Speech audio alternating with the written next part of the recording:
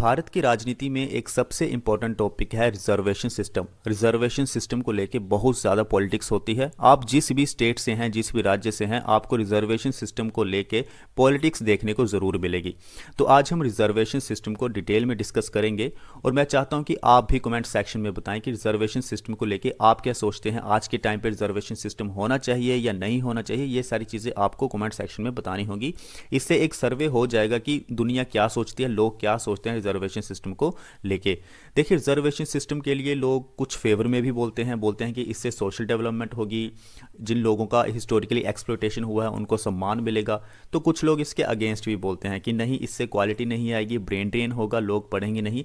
तो ये सारी चीज़ें हमें देखने को मिलती हैं। तो आज हम डिटेल में डिस्कस करेंगे कि रिजर्वेशन सिस्टम भारत में कैसे आया और आज के टाइम पर रिजर्वेशन सिस्टम होना चाहिए या नहीं होना चाहिए। अगर होना चाहिए तो किस प्रकार से होना चाहिए, अगर नहीं होना चाहिए तो इसके अल्टरनेटिव सॉल्यूशंस क्या है। तो चलिए सबसे पहले हम बात करते हैं कि रिजर्वेशन सिस्टम क्यों ज़रूरी है और भारत में रिजर्वेशन सिस्टम क्यों आया।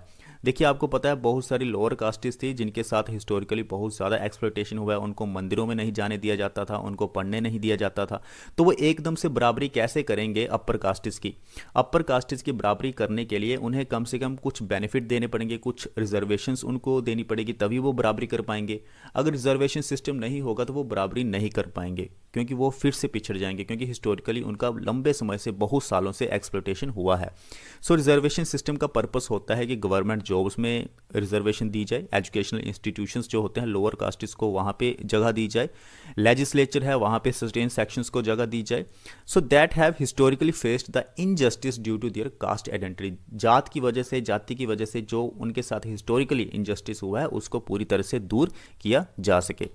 So the caste system in India led to the idea of reservation with the communal award in 1933। Reservation system देने का जो आइडिया था कास्ट सिस्टम में, वो आया था कम्युनल अवार्ड जब 1933 में आया था। वो एक इंट्रोडक्शन था। उसके बाद जब हमारे देश को आज़ादी मिलती है तो SC and STs OBC include किए गए 1991 में। इस तरह से रिजर्वेशन आया। फिर उसके बाद हमारे पास क्रीमी लेयर का कॉन्सेप्ट आया और अब हमारे पास इकोनॉमिक रिजर्वेशन यानी कि इकोनॉमिक वीकर सेक्शन के लिए 10% का कोटा इंट्रोड्यूस किया गया है जो आर्थिक तौर पर वीक हैं। सो लीगल फ्रेमवर्क हम जान लेते हैं। Article 15 clause 4, article 16 clause 4 of the constitution empower the government to reserve seats for the SC and STs। तो गवर्नमेंट को ताकत देता है आर्टिकल 15, आर्टिकल 16 कि आप SC और STs को सीट्स प्रोवाइड करवाएं, रिजर्व सीट्स प्रोवाइड करवाएं। ठीक है। उसके बाद फिर एक्ट आता है 103rd अमेंडमेंट इन 2019 जिसमें इकोनॉमिक क्राइटेरिया भी ऐड कर दिया गया कि इकोनॉमिक बेस पे भी जो लोग जो पीछे हैं, पिछड़े हुए हैं, उनको भी रिजर्वेशन दी जाए, 10% वाला कोटा।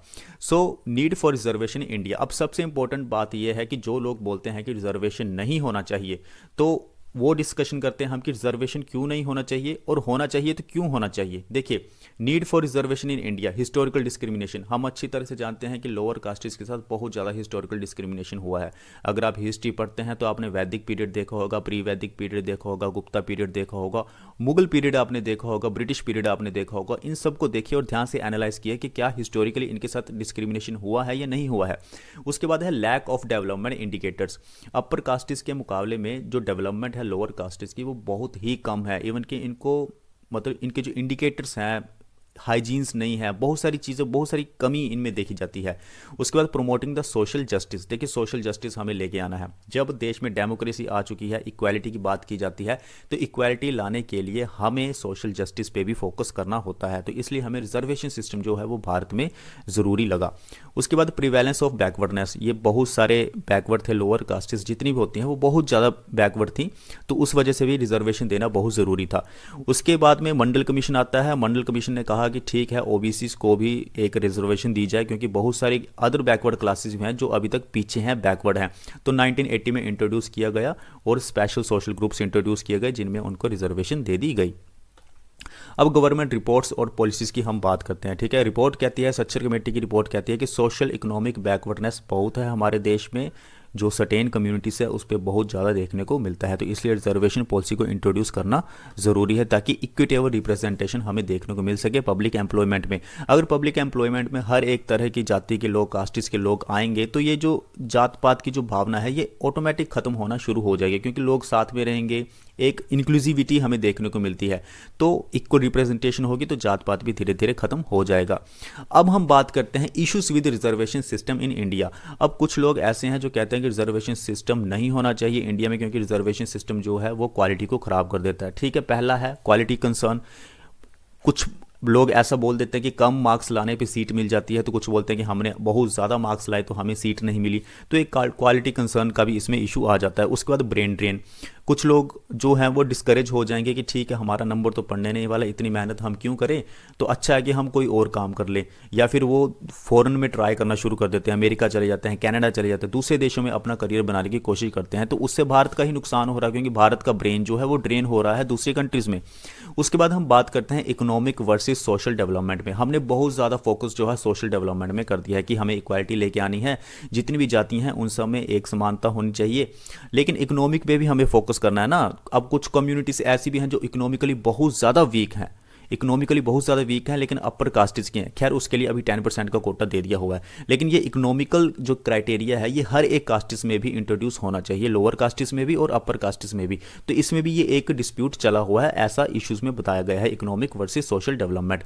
उसके बाद पॉलिटिकल एक्सप्लॉयटेशन। देखिए जो राजनीतिक जो लोग होते हैं वो तो सिर्फ अपनी रोटियां सेकने की कोशिश करते हैं ऐसे मुद्दों के ऊपर। ठीक है, कि जब भी इलेक्शंस का टाइम आएगा तो वो कहेंगे कि रिजर्वेशन हम आपको देंगे, हम ये करेंगे, ताकि इलेक्शंस में उनको वोट्स मिल सके। क्योंकि पॉलिटिकल फंडा यही होता है कि इलेक्शंस में उनको ज़्यादा से ज़्यादा प्रॉफिट लेना है। वो अपने मैनिफेस्टो में ऐसी चीज़ें डालते हैं जो लोगों के लिए टॉपिक बहुत ही ज़्यादा गंभीर होते हैं। तो पॉलिटिकल एक्सप्लॉयटेशन बहुत ज़्यादा देखने को मिलता है हमें रिजर्वेशन सिस्टम की वजह से, रिजर्वेशन सिस्टम में। सो इनएफिशिएंसी एंड करप्शन। अब बहुत सारे लोग ऐसे हैं जो अपर कास्टेज के होते हैं, या फिर बहुत सारे लोग ऐसे हैं जो इकोनॉमिकली बहुत ज़्यादा स्ट्रॉन्ग है, लेकिन फिर भी वो कास्ट का सर्टिफिकेट बना लेंगे और उसका फ़ायदा उठाने की कोशिश करते हैं। तो इस तरह के इनएफिशिएंसी एंड करप्शन भी हमें बहुत ज़्यादा देखने को मिलता है। आखिर सोल्यूशन क्या है? सोल्यूशन है गांधीयन पर्सपेक्टिव। गांधीयन पर्सपेक्टिव बात करता है सर्वोदय की, यानी कि सबकी डेवलपमेंट होनी चाहिए, और बात करते हैं अंत्योदय की, यानी कि वेलफेयर ऑफ द वीक। लेकिन जो कमजोर सेक्शन है, इकोनॉमिकली कमजोर सेक्शन है, उसका भी वेलफेयर होना चाहिए। So the aim is to achieve fairness and universal development in the coming decades. देखिए अब भारत जो है वो एक नई दिशा में जाने वाला है। 2050 में, 60 में, 2070 में, पता नहीं किस तरह का भारत हमें देखने को मिलेगा। तो क्या अभी भी हम इन सब चीज़ों को आगे लेके जा सकते हैं, या फिर हमें कुछ यूनिवर्सल सोल्यूशंस लाने होंगे जो सबका भला करें, या कुछ ऐसा हमें करना होगा? तो ये सारी चीज़ें हम देखते हैं रिजर्वेशन सिस्टम में। तो आज हमने अपना रिजर्वेशन सिस्टम का टॉपिक बहुत अच्छे से कवर किया। जो लोग कहते थे कि रिजर्वेशन सिस्टम नहीं होना चाहिए उसके बारे में भी हमने डिस्कशन किया, और जो लोग कहते हैं कि रिजर्वेशन सिस्टम होना चाहिए, क्यों होना चाहिए, वो भी हमने डिस्कशन किया। तो दोनों पहलू में हमें डिस्कशन किया। तो आप कमेंट सेक्शन में ज़रूर बताएं कि आपकी क्या राय है, रिजर्वेशन सिस्टम होना चाहिए कि नहीं होना चाहिए, या फिर होना चाहिए तो अल्टरनेटिव्स क्या होना चाहिए, किस तरह से यूनिवर्सल सॉल्यूशंस लेके हम देश को आगे लेके जा सकते हैं। तो मिलते हैं नेक्स्ट वीडियो में। Thank you very much. आप सभी अपना ख्याल रखें।